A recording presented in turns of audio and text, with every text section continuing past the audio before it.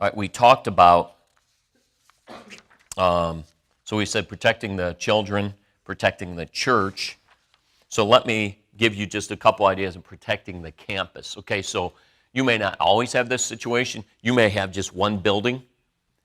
But most churches, and I would say that a lot of them you're going to go into, they're going to have probably, if it's not two buildings, it's going to be a building and the church is in one, and then there's a couple, like a hallway or a foyer, or there's a downstairs. Well, that's split then. So most places have a couple of facilities.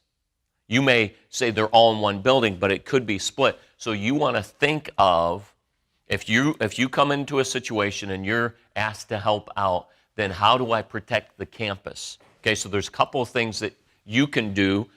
I'm just going to jot them down, and then I really want to get into our next set of lessons because I think they're really important. Okay, so one thing you can think about is video cameras. Video cameras used to be really expensive. Now, I mean, you can go online. I mean, you could probably go to Best Buy, all right, or go to Walmart and buy a set of 8 cameras, and they call it a DVR. Okay, so you could have 8 cameras, a DVR, set it all up yourself, and probably spend $300 or $400. Well, what a camera does most of the time in a DVR setting, what it's doing is it's recording 30 days, and then it starts recording over top of it again. So you have 30 days of record. You're never going to really need any more than that. Right? Like that's all of ours. That's all we do. And because normally if a crime occurred and you didn't catch it in 30 days, then normally you're not going to catch it. Or something's wrong that you're not looking. Like if on our property, 30 days later, we're like, did somebody steal a bus? I'm not sure. Did somebody take one of those? All right, well, then we're not watching things really well. All right? Or if, after they're like, did we miss an offering? All right, then something's wrong with us. Then probably you need to relook at your protocol as far as maybe checking your property once a week or something like that. Make sure you have everything. Well, so that's why a 30-day DVR is plenty. And the footage, you can grab it. You can download that footage right onto a jump drive or something like that, using it for lawyers, using it for the police and all that. But cameras, what they do, and some people disagree, but what I want people knowing that I have cameras. I want them knowing it. No, I want it in a secret. No. I want it right there. So usually the first thing that you want to put a camera on is your entrance. The first thing. And so, all right, let's say you're a smaller church and you say, well, I mean, how are we going to spend this money? Well, then buy 4 cameras. You have 2 entrances, stick 2 cameras on there. That's it. All right? Or buy 2 cameras. Spend $100 because now you can spend $100 and get cameras. So is $100 worth it? I think it is. Because then you can put a sign out there. And some people disagree, but once you have cameras, I just was looking at a thing because I get emails on stuff that's on sale with different items. And they were sending me something, and you could buy, I think, 2 exterior dummy cameras for $10. All right, you put a little battery, well, once you have cameras, then you could put a couple dummy cameras up. They don't know which ones are real and which ones aren't. Okay, so then you have live cameras, you have dummy cameras. Well, what is that telling people? You know what, we're being careful of our property. The other thing to do then, all right, so you have cameras, you have a way to lock everything down. Most of the time it's going to be manual. Okay, God blessed us with some folks that work in the industry of security. So people will say, well, I mean, man, I really like that system. Yes, I really like it too, but it is expensive. But what we did is, I think it was 6 years ago or 7, 6 or 7 years ago, we started with one door. That's it. And so someone will ask, and I say, start with one door. Now, once you get into it, it becomes cheaper. But that first door, more than likely, is going to cost you about $800. You're like, right now it's getting cheaper, okay?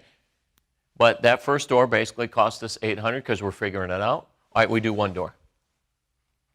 All right, and there's because it has to be wired, it has to be. I mean, it's a a complicated system. And then see ours now, we've upgraded our software because then you have to have software. If you don't know about software, well, anything commercial, it ain't cheap.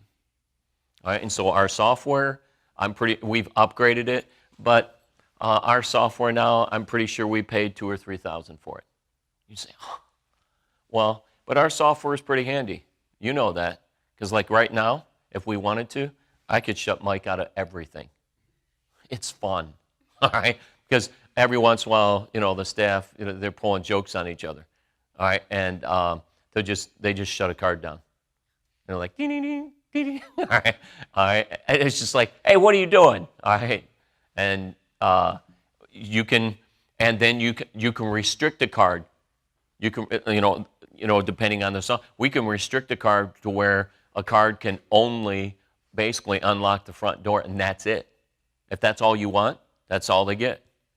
So that it makes it possible, but also having people know the software. Well, now our software can run lighting. So like in the auditorium, you've probably noticed this. You're in there standing, all of a sudden, boom, like, hello. All right, our software has the auditorium lighting on a timer. So after the services, the lights stay on. Nope, certain amount of time, all of them shut off. It's nice. Some of the outside lighting, it's on time.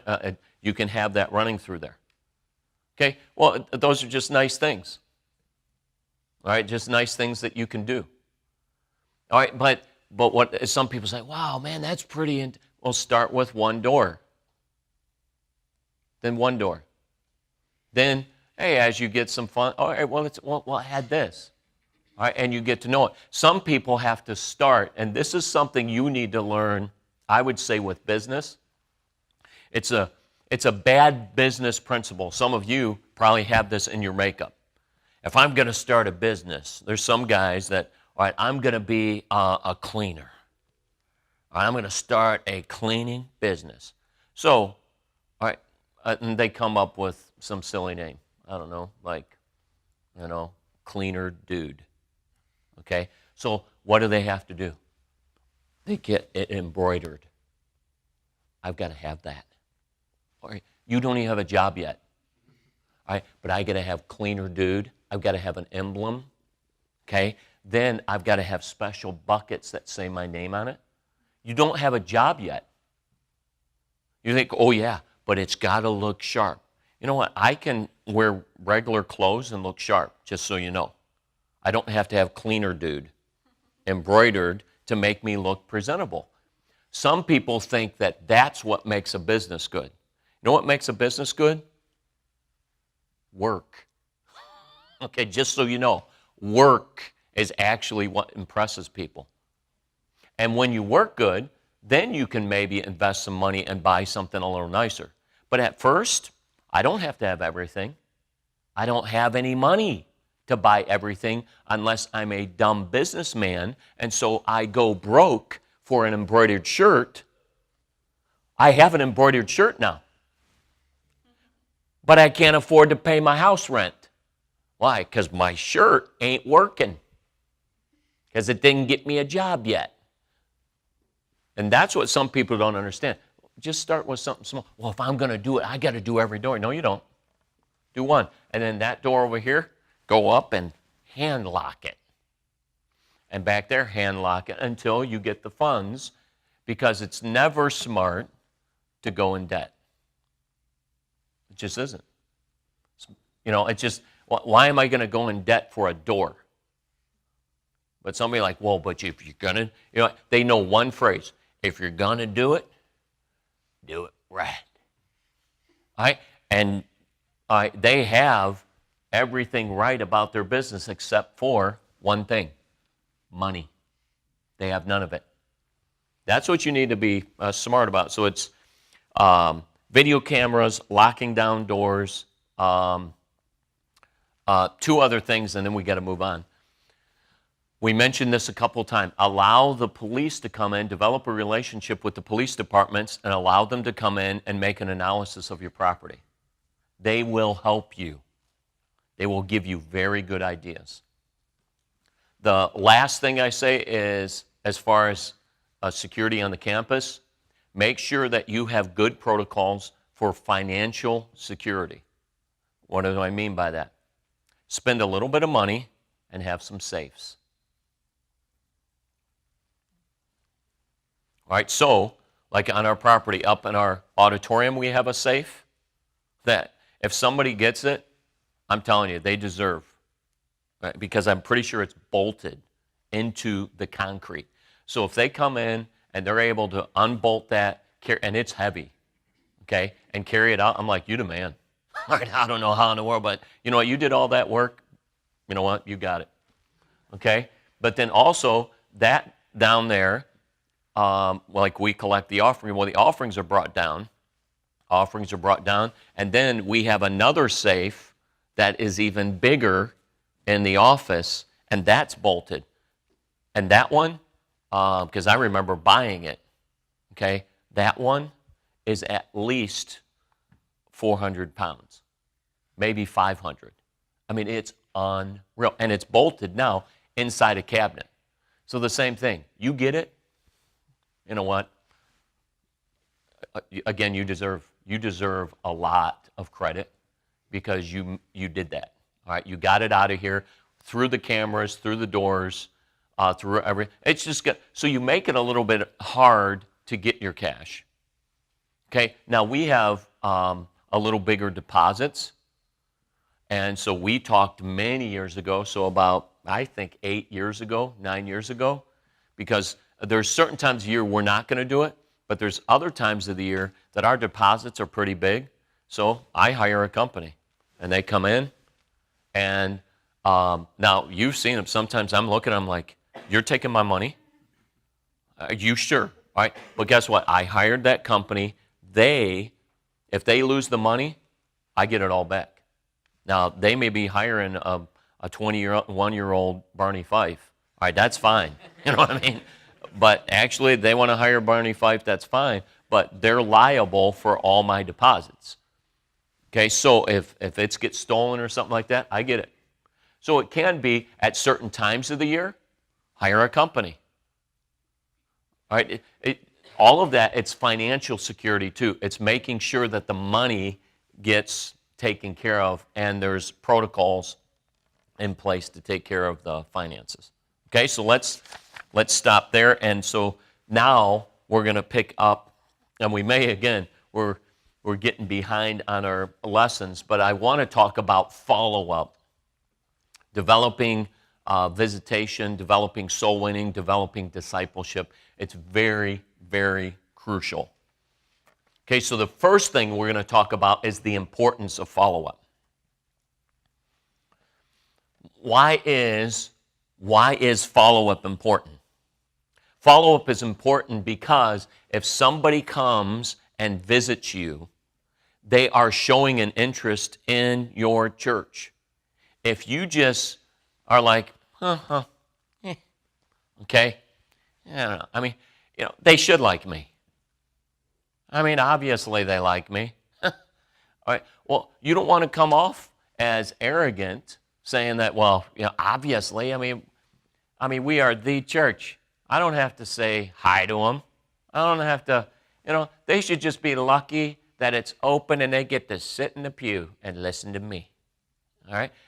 You need to understand that. All right? The people coming in, that is prospects. That's people that need to get saved, but also that's future church members. So if you don't show some interest in those people, why would they want to come? Shouldn't you be trying to get people to come and stay? Well, yes. Then you need to understand that follow-up is what's important then. And that needs to be organized. Follow-up has to be organized. Follow-up, if you have no plan in place for follow-up, then you will not have follow-up. You'd say, no, it's just going to happen. Does it happen in your life? All right, if you say, well, you know what, I have this project due, I don't need to plan to get it done. Some of you have experienced that. So does the paper get done? No, because it's not just going to happen. The words just aren't going to magically appear. They can for a fee. You can buy your paper probably through the dark web, all right? And someone else can plagiarize the snot out of something. But if you're going to get something done, you have to plan it. The same thing is true for follow-up. Follow-up takes place outside the walls of the church. So what does that mean? Outside the walls of the church, sometimes as a church member, I feel a little uncomfortable because I'm in their comfort zone now. So it puts me a little in a discomfort situation, but how am I going to get them to come in? If they came in, they are gone now, how am I going to get them to come back? Follow-up. Follow-up is important.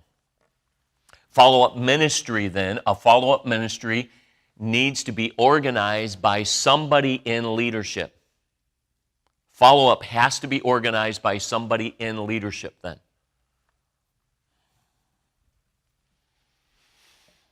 Okay? And some churches don't have necessarily a follow-up ministry. Why? Because it's not flashy. Like, so what do you do? What ministry? Oh, and you got your button. I'm part of the, whatever, the Regent ministry. Like, wow, what's that? Well, and I mean, it's just, you have all these ministries that are just odd, weird names. Like, wow. So what do? I visit people that come, and I try to get them to come back. That's it.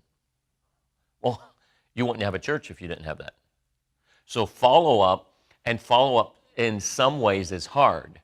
Why? Because there's also rejection. None of us like rejection. None of us like rejection. And a good follow-up ministry,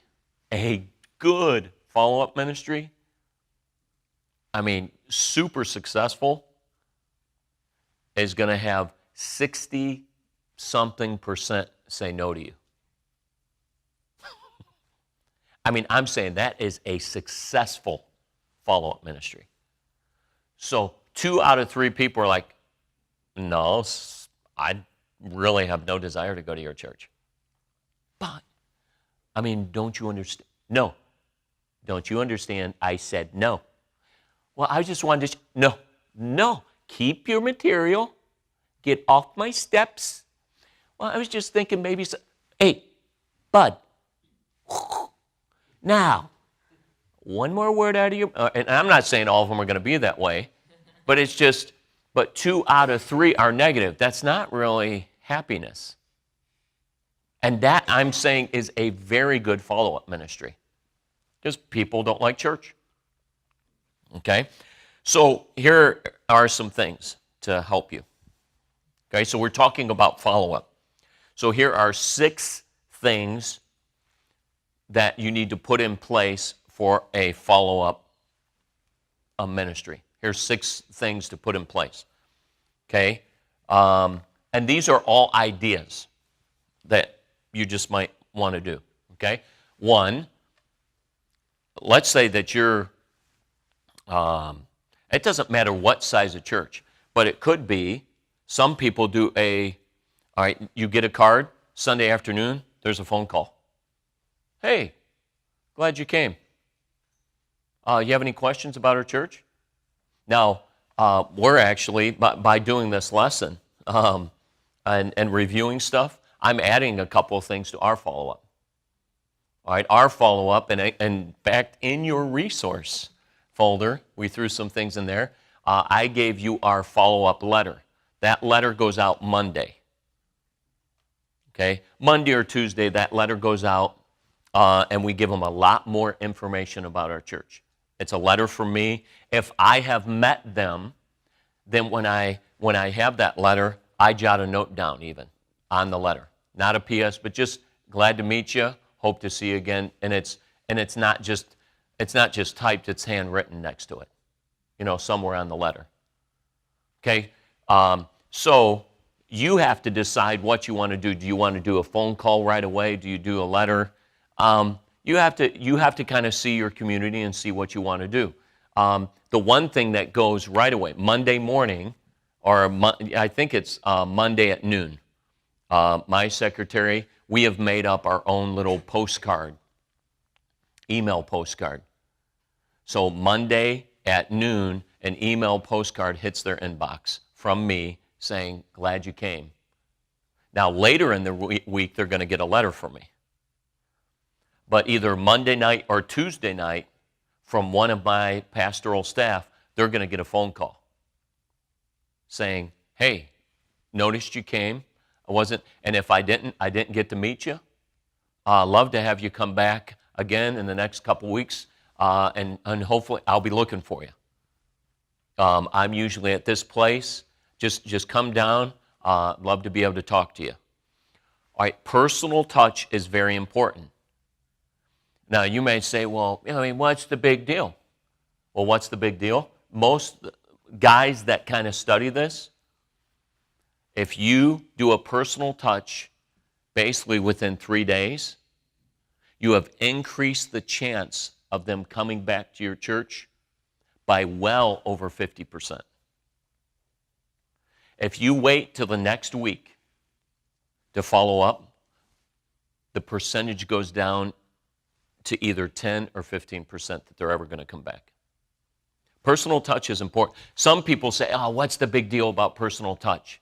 You can talk all you want about texting or about, and even texting, if people do that, but you can talk all you want about, video and video church or whatever. Personal touch still does matter. And so in a church situation, they want a church that cares. So if somebody walks into the church and you have an opportunity to greet them, to talk to them, you want to do that. Then you set up some protocols. If somebody visits, okay, and it could be that, I'm not going to do it Sunday afternoon. But one of the ideas is within basically 48 hours of them stepping on your property, somebody has given them a phone call saying, hey, how you doing? Or it could be that you don't want to do that. Well, then send them an email. That's why we have an email on there. Why? Because then they get a postcard saying, hey, we're glad that you came to church. Hope to see you again. So you do a phone call. You do a letter. You do a letter. So that's what they get an email from me on Monday. Then the letter goes out. That's going to go out sometime it's probably going to hit their house, Thursday or Friday. And even the last 2 weeks, I've had 3 or 4 people see me, and, I'm not even thinking about it. They come up and they shake my hand. Hey, thanks for that letter. So they read it. They think about it. So it is important to get those out. All right, so here are 3 different things that we threw out that basically within 3 days should happen. And what is that? Either a phone call, an email, or a letter. Or you may do all 3. Some people say, well, I don't want to overload. Or am I selling them something? I'm not selling them anything. I understand if I was a used car salesman, like, oh, come on. I don't need a car. I'm not trying to sell them a car. I'm just trying to say in a polite way, and maybe you want to then think of who's going to be involved and talking to them if they're going to do a phone call. But I'm actually working on, and I'm developing a little protocol. All right, here is a sample thing to say to somebody when you do the phone call. Hello, my name is Steve Dameron. I'm the pastor, Fairhaven Baptist Church. I'm the assistant pastor. Hey, I'm a teacher there. I teach in the Sunday school. I also teach in Bible college. Wanted to say hi to you, and hope you love the service. I'm telling them or giving them a scenario of what to say because whether they like it or not, we're doing a visit. But I'm not going to tell them. Okay? Because I don't want to give them the chance to say, hey, don't come out to my house. I'll run you out. I'll skin your hide. All right, no. I'm just saying, hey, notice you came. You have any questions about the church? Did you get some information? Do you need some of that sent to you? Is your email, I got your card here. Is this email correct? Obviously, the phone number is. Okay? So what we're doing is following up. I'm not necessarily saying, hey, someone's tracking you right now, and they're going to be there within minutes. Okay? I'm not telling them any of that. I'm just saying, how did the visit go? Or not the visit, did you have any questions? Do you have a Bible? Do you need a Bible? We can get that to you. Why don't you come next week and we'll get you a Bible? All right, so you're just doing kind of general conversation. You're not necessarily asking them over the phone, are they saved? I'm just doing it may only take 1 minute, 2 minutes, but just touching base. It's a little personal touch, not trying to take a ton of their time. So those 3 things we're trying to do within 3 days. Either a phone call, an email, or a letter. One of those 3, and more than likely 2 out of the 3 is going to hit, for sure. What does that tell them? It tells that person, I'm very interested in them coming back. Right? You may say, well, I don't know. I mean, I don't know. That's kind of pushy. I'd like them to know that I would like them to be a part of our church. That's something we have decided, and I think it works. Okay? Then they understand, I'd like you to be a part. You have to send that message out. Okay? So we have the 3 things: a phone call, a follow-up letter, an email. Then, okay, so that's 3. Then the 4th thing is then a home visit. And that then depends on kind of organizing. Like, for instance, we have a visitation program, so a lot of our visits are on Wednesday and Saturday. I would say the majority of our visits are Tuesday, Wednesday, Saturday. So what I do is there are some that come in and they're already tied to a bus route. I can just tell that. Okay? I just know it. But then there's other ones, like even Sunday. This past Sunday, I had a guy, he visited. He just moved to Gary. He is a co-worker with one of our members. He came up afterwards, shook his hand. I met him. And so then he got the email on Monday. His letter, I jotted a note, hey, glad to talk to you. Hope to see you again. But then on Monday, my wife, we talk about it. Okay, on Monday I said, all right, I want, let me think, I want this deacon. Email this deacon, see if they can go out this week and see them. Okay, so this week, either last night or this Saturday, there's a deacon going to their house saying, hey, because he's looking for a church. I want him to know I'm interested in him thinking about and considering our church. All right, that's the follow-up. And in today's society, it's not that hard. Why? How hard was it to line up that visit? It was as simple as a 1-minute email. That's about all it took. And to me, what are we saying? Visitors coming in, it's gold. It's what builds a church. So if I don't show any interest in that person coming, do I really care? No, I don't. You say, well, I'm just going to be a little over the top. I don't care. Then I'm going to be over the top. Why? Because, one, I care about their soul. And I really like our church. That's really not bad. Hopefully, when you get to a church and you're in charge of something, just so you know, it's okay to like it. It's okay to really like it. It's okay to think it's the greatest church in the world. Okay?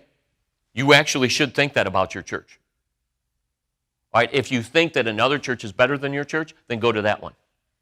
Okay? Because really, I'm like, yeah, our church is okay, but that one, wow. Well, then you're really not going to be caring about your church. The church you're in and God called you to should be the greatest thing in the world for you. That's what it should be. I mean, some people they're always like, well, I don't know. I mean, this guy, all he does is talk about his church. What? And is that odd? So he should be talking about someone else's church? Like, oh, yeah, our church is this way, but that one. Well, actually, what you're saying is your church is rotten, but that one. Well, then go move there, okay? But there's nothing wrong with liking your church, and as a leader in your church, there should be some passion about it. And they should understand that as far as you're concerned, there's no greater church. That's okay. It should be that way for you. It's not saying, all right, maybe God will lead them to another church, but as far as you're concerned, I want them to know I will do everything possible, one, to help them get saved, and then help them to get into the church, and then to make them feel comfortable and help them in understanding how it operates. That's what I'm going to do. Okay, so there's a couple of things there that we already listed out. That was the fourth, and that was a visit. Okay, and then what you can do is, let's say it's Saturday, and it's coming up, and now this makes it a lot easier, especially for some. I know my wife has a couple that, just with your phone, texting is so easy. So if you've done an email, you've done a phone call, somebody's done a visit, and they've said, oh, you know what, I think I'm going to come back. Well, it could be you, or it could be that person that did the visit. Get their phone number and just text them on Saturday. Hey, am I going to see you tomorrow? How long does that take again? 10 seconds. It doesn't take long. But it's just that extension saying, hey, we're thinking about you. We're thinking about you. We're hoping you come back. Okay? So that's some things for why follow-up is important and how to organize it. How to organize the follow-up. All right, so then let me give you a couple ideas on, so we have follow-up, then there's two other sections that deal with kind of follow-up. Or you have the follow-up from a church visit. Now you're in a church setting, you come in and you're now in charge of setting up a visitation program.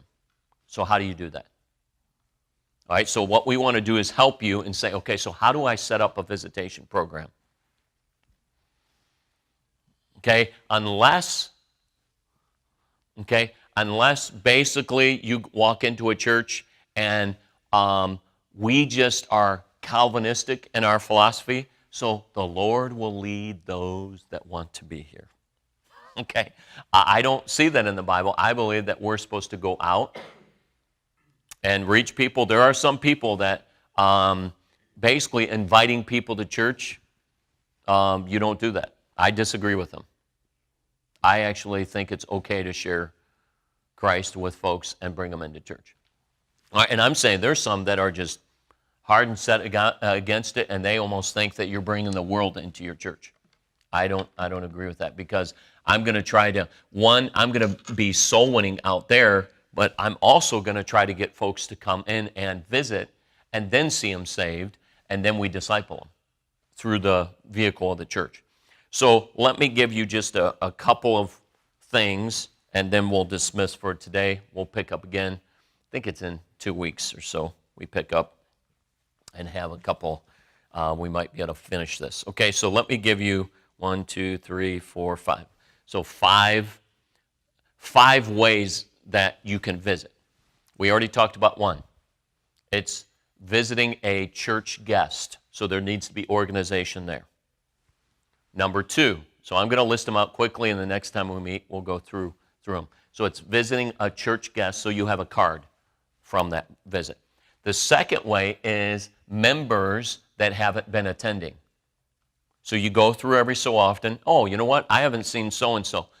All right, you organize and you have visits for inactive church members or church members that are kind of what I call dropping off the vine.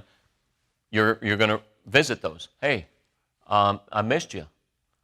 Something up? You need some help? What's going on? So inactive church members. All right, then we have an acronym, the FRANS. The FRANS. FRANS is friends, relatives, associates, and neighbors.